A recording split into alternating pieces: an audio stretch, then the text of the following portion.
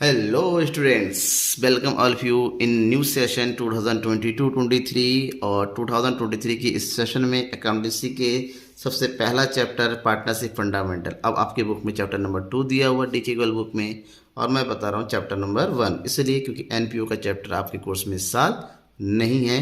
तो पहला चैप्टर का पहला क्वेश्चन आपके लिए डीके गोल बुक के कंप्लीट सॉल्यूशन के एक्सप्लेनेशन के साथ मैं हाजिर हूँ। नकुल सर द इकोनॉमिक्स गुरु। बने रहिएगा मेरे चैनल के साथ लास्ट तक और हाँ, बेल आइकन दबा दीजिए। हर एक क्वेश्चन का सॉल्यूशन का नोटिफिकेशन आप तक पहुंचता रहेगा। डेली वीडियोस मिलेगा, डेली अपडेट मिलता रहेगा। बीच में एक आध दिन छूट गया तो उसके लिए माफ़ी पहले से चाहूँगा, लेकिन बने रहिएगा तो हर एक वीडियो, हर एक क्वेश्चन का सॉल्यूशन आपको मिल जाएगा। चलिए शुरू करते हैं। सबसे पहला क्वेश्चन आपकी स्क्रीन पर और आप अपनी बुक पर भी देखिए। स्क्रीन में तो ऑलरेडी दे रखा है। X and Y are partner sharing profit in the ratio of 2:1। The mentioned trial balance were extracted from their books as at 31st March 2021। अलग अलग बुक में अलग अलग डेट दे रखे, डेट मेंशन नहीं करता है। देखिए उसके नीचे का जो ट्रांजैक्शन जो दे रखे हैं, आइटम्स दे रखे हैं। एक्स कैपिटल 3,20,000 है, वाई कैपिटल 2,40,000 है। एक्स ड्राइंग और वाई ड्राइंग साथ ही साथ अब stock, purchase and sales, debtors, creditors, building, cash in hand, bank overdraft, salary to stock, rent, advertising expenditure and travelling expenses given है।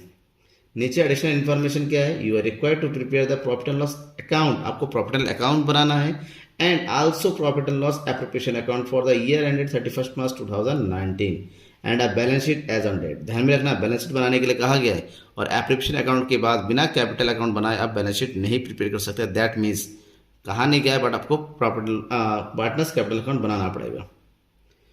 और इन्फॉर्मेशन क्या है? Value of the stock on 31st March 2019 was 64,000।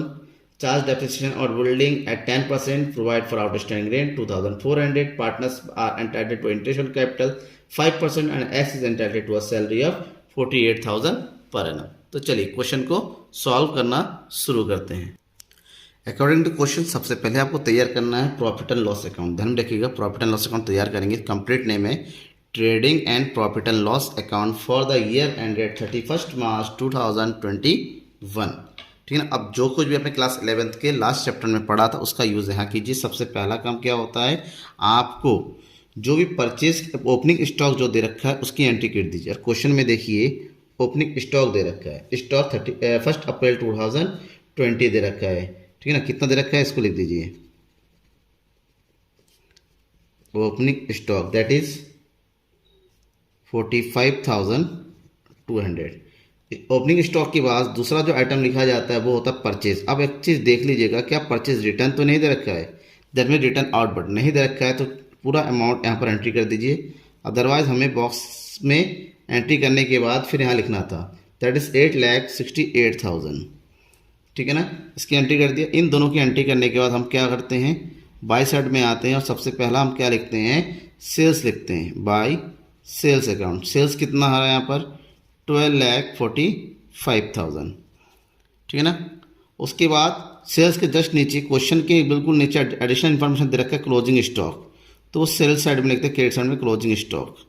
और closing stock कितना given है 64,000। Entry करते चलेंगे, समझते रहेंगे। डाउट होता है कमेंट बॉक्स में। अब इसके अलावा ट्रेडिंग अकाउंट से रिलेटेड कोई दूसरा डायरेक्ट नहीं है, डायरेक्ट एक्सपेंसेस नहीं दे रखा है। हम कहेंगे यहीं पर इसका टोटल कर लेंगे। ठीक है, टोटल कीजिए। इसका टोटल आया, दिखने में लग रहा है हमारा क्रेडिट साइड ज़्यादा है, दैट मीन्स इसको टोटल करेंगे। ये आएगा आपका पास 1 2 3 9 10, ये हो गया 13,09,000।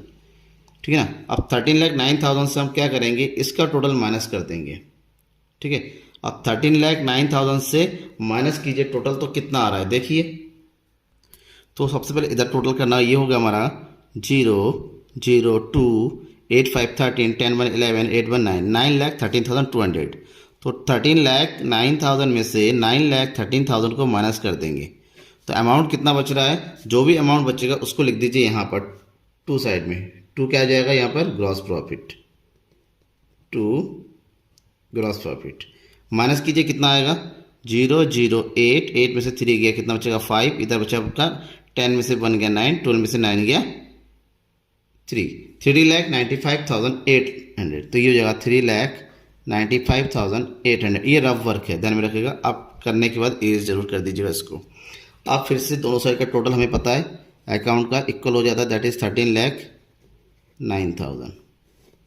अब ये जो ग्रॉस प्रॉफिट है इसको ट्रांसफ़र कीजिए नीचे, और नीचे जो बनता है that is called profit and loss account, ठीक है ना।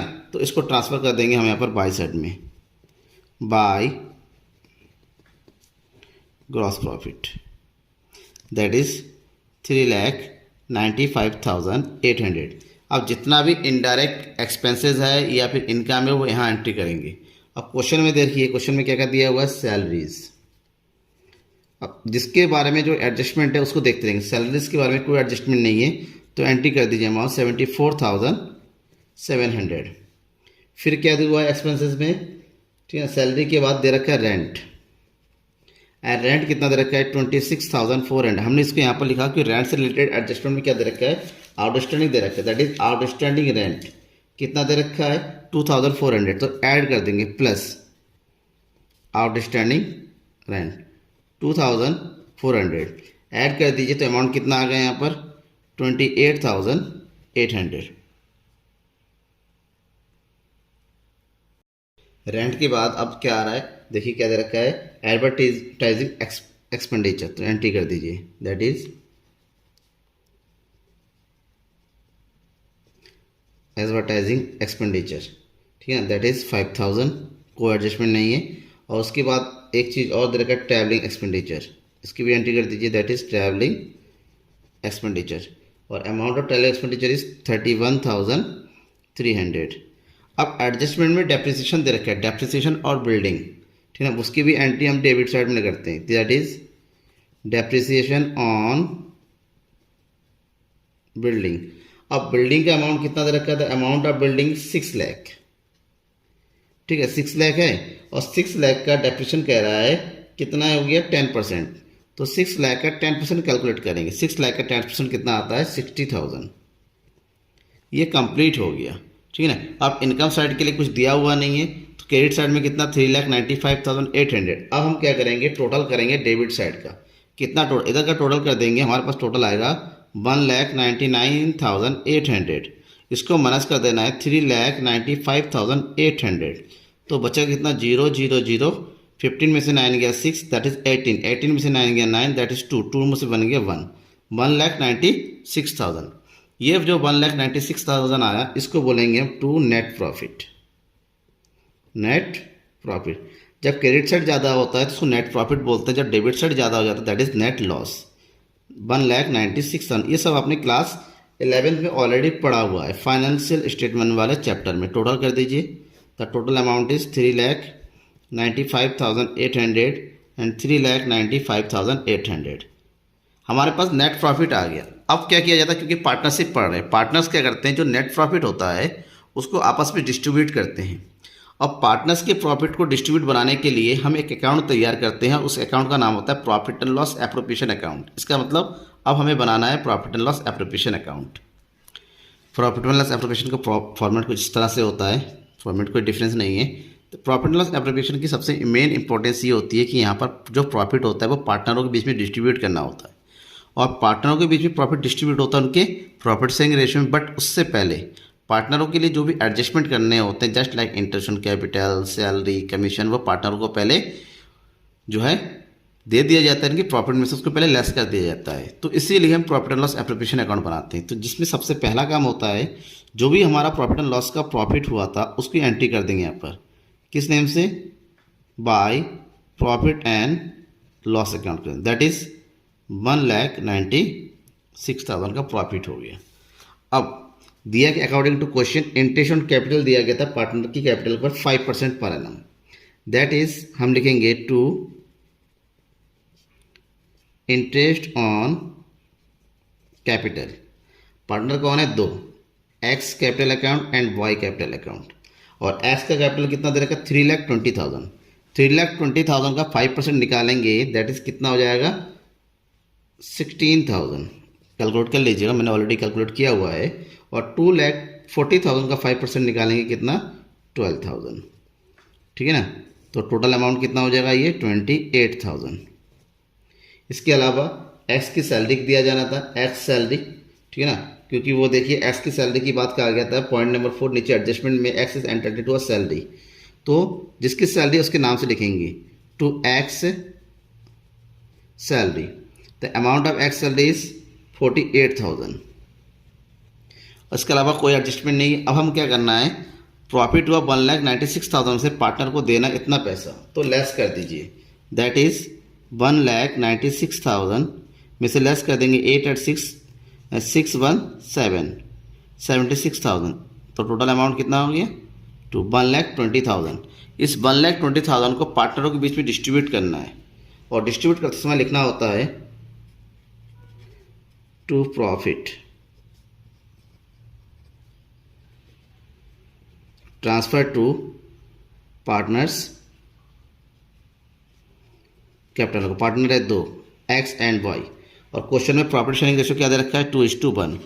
1,20,000 को 2:1 में डिस्ट्रीब्यूट करेंगे तो कितना कितना आएगा, एक्स का शेयर आ जाएगा 80,000 और वाई का शेयर आ जाएगा 40,000। Total amount is 1,20,000। ये कंप्लीट हो गया। अब दोनों साइड का क्या कर दीजिए, टोटल कर दीजिए। अकाउंट में हमेशा टोटल दोनों साइड का डेबिट और क्रेडिट का इक्वल होना ही चाहिए, आपका ध्यान में रखना ही है, ठीक है ना। ये हो गया appropriation account complete. Appropriation account बनाने के बाद क्या बनाएंगे हम, partners capital account. Partners capital account का फॉर्मेट ऐसा होता है, जितने पार्टनर होते हैं उतने उसके कॉलम बनते हैं, ठीक है ना। सबसे पहला काम क्या आता है, पार्टनर्स कैपिटल अकाउंट का जो भी कैपिटल दे रखा है उसकी एंट्री कर देंगे बाय बैलेंस ब्रॉट डाउन के नाम से, by balance brought down, that is BD। ऐसा कैपिटल अकाउंट क्वेश्चन में कितना दे रखा है, 3,20,000, और बॉय का कैपिटल दे रखा है 2,40,000, ठीक है। इतना हो गया। अब इसके बाद जो कुछ भी आपने पार्टनर्स कैपिटल एप्रोप्रिएशन अकाउंट के डेबिट साइड में एंट्री किया है पार्टनर्स के नाम से, उसको एंट्री कर दीजिए। सबसे पहले की एंट्री क्या की था आपने, इंटरेस्ट ऑन कैपिटल, ठीक है ना। एस का इंटरेस्ट ऑन कैपिटल कितना निकाला, दैट इज 16,000 एंड 12,000। उसके बाद दिया गया था क्या, सैलरी, लेकिन सैलरी केवल एक्स को मिला था तो एक्स के अकाउंट में ही डालेंगे 48,000 और बॉय में डैश कर दीजिए।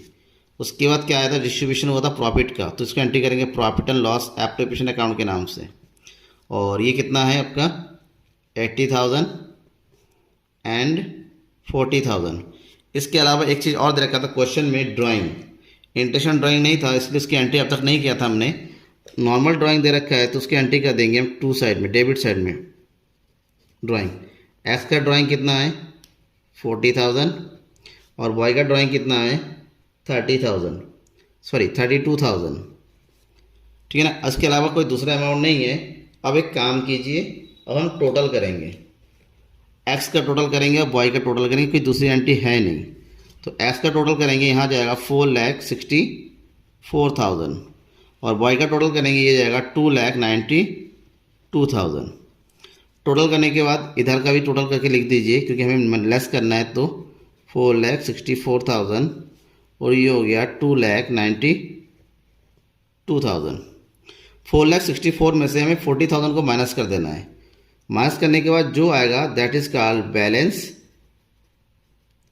शीट, जिसको हमें बैलेंस शीट में भेजना है।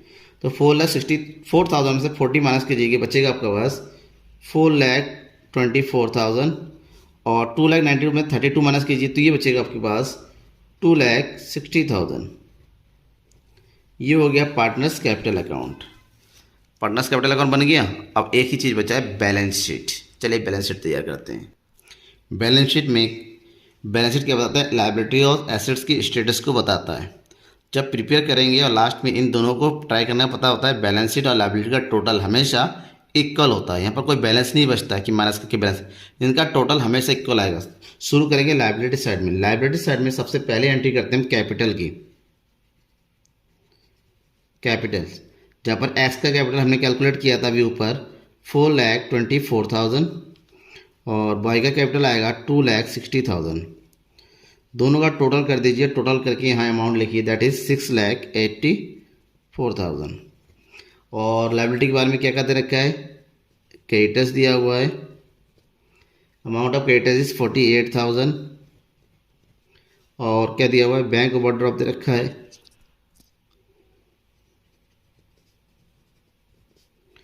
बैंक ओवरड्राफ्ट ये अमाउंट दे रखा है 27,500 एंड एट लास्ट एक चीज़ और दे रखा था, आउटस्टैंडिंग रेंट। आउटस्टैंडिंग कुछ भी होता है एक्सपेंसेस हुआ वो हमेशा लायबिलिटी होता है। Outstanding rent that is 2400।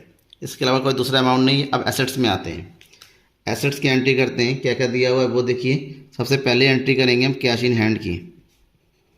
Cash in hand, cash in hand कितना दिया हुआ है, ये अमाउंट है 5900, देखिए क्वेश्चन में दिया हुआ है। उसके बाद है डेप्टर्स की। डेप्टर्स कितना दे रखा है, 1,52,000। फिर क्या दे रखा है, बिल्डिंग। बिल्डिंग में से डेप्रेशन लेस हुआ है तो बिल्डिंग का अमाउंट लिखिए और उसमें से डेप्रेशन माइनस कर दीजिए, लेस डेप्रिसिएशन दैट इज 60,000। तो लेस होने का जो नेट अमाउंट होएगा वो यहाँ पर लिखा जाएगा 5,40,000। और लास्ट में क्या है, स्टॉक। ओपनिंग नहीं क्लोजिंग वाला लिखना है। ये कितना है, 64,000। अब लास्ट में दोनों साइड का टोटल कीजिए, एसेट्स का भी और लायबिलिटी का। एसेट्स का टोटल करेंगे, ये आ जाएगा 1,61,900। और इधर का टोटल करेंगे, यहाँ पर भी आएगा 1,61,900। दोनों साइड का टोटल इक्वल आया, इसका मतलब क्वेश्चन हमने बिल्कुल सही किया हुआ है। अगर इक्वल नहीं आया तो कहीं कोई कमी होती है, रीचेक करना पड़ेगा आपको, ठीक है ना। समझ में आ गया होगा। इसी तरह लगातार क्वेश्चन पाने के लिए लगातार बने रहिएगा मेरे साथ। सब्सक्राइब नहीं किया है तो ज़रूर कर लीजिएगा। Thank you.